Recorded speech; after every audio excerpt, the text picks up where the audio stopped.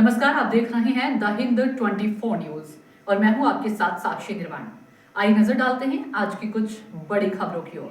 बिहार चुनावों को लेकर केंद्रीय चुनाव आयोग के अधिकारी सी.आर. पाटिल ने बयान दिया है कि बिहार में कई विकास कार्य हुए हैं और प्रधानमंत्री नरेंद्र मोदी तथा अमित शाह की मेहनत रंग ला रही है। उन्होंने कहा कि डबल सेंचुरी की स्थिति बन गई है और जंगल राज को रोकने के लिए मतदाता आगे आए हैं।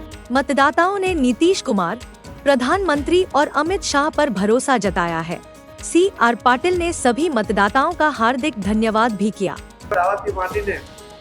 एक અસરકારક પરિબળ ઊભું થાય એવી જે વાતો કે એવું વાતાવરણ જેમણે ઊભું કર્યું હતું એનું અસ્તિત્વ જ નથી રહ્યું અને એટલે હું બિહારના મતદાતા ભાઈ બહેનોને ખૂબ ખૂબ અભિનંદન આપું છું કે એમણે બિહારના હિતમાં, બિહારના વિકાસ માટે, બિહારની આવનારી પેઢી માટે એમણે સમજદારીપૂર્વક માનનીય પ્રધાનમંત્રી શ્રી નરેન્દ્ર મોદી સાહેબમાં, શ્રી અમિતભાઈ શાહ સાહેબમાં, શ્રી નીતિશ કુમારજીમાં જે વિશ્વાસ બતાવીને ડબલ ઇન્જિનની સરકાર પુનઃ બનાવવા માટે એમણે અને નીતિશ કુમારજીને 10મી વાર મુખ્યમંત્રી બનાવવા માટે એમણે જે મતદાન કર્યું છે એમને મતદાતાઓને નમન છે।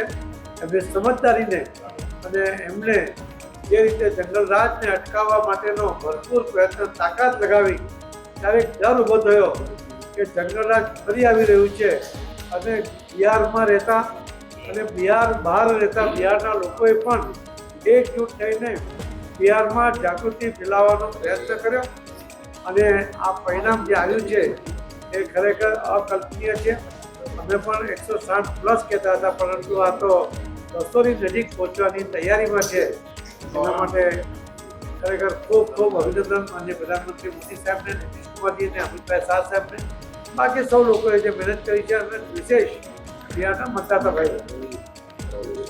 મુખ્યમંત્રી માન્ય શ્રી નીતિશ કુમારજી રહેશે એ ભારતીય જનતા પાર્ટીએ પણ વારંવાર કહ્યું છે અને એ જ રહેશે। એમની ઇન્કમ્બન્સી ક્યારે હોય છે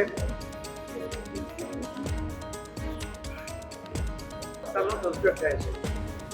ભારતીય જનતા પાર્ટીનો ગુજરાત સહિત અનેક જગ્યાએનો ઇતિહાસ છે કે પોલિટિકલ પાર્ટી હોવાને કારણે ભારતીય જનતા પાર્ટી ઇલેક્શન લડે છે, સત્તા પ્રાપ્ત કરે છે અને સત્તાના માધ્યમથી સેવા કરે છે અને એના કારણે ભારતીય જનતા પાર્ટી સામે એન્ટી ઇન્કમ્બન્સી આવતી નથી।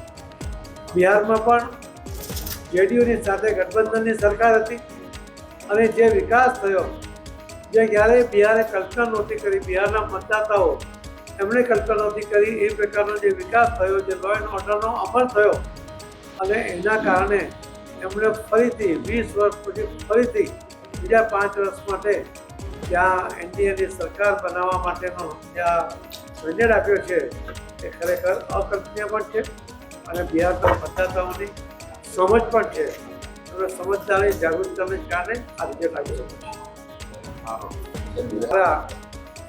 જે એસઆઈઆર માટેની પ્રક્રિયા બિહારમાં જે પારદર્શક રીતે કરવામાં આવી અને એના પરિણામે જે મતદાતાઓ 65 લાખ જેટલા બોગસ મતદારો હતા, ડબલ મતદારો હતા કે મૃત્યુ પામેલા મતદારો હતા, એને સૂચિમાંથી એ નામો દૂર કરવામાં આવ્યા।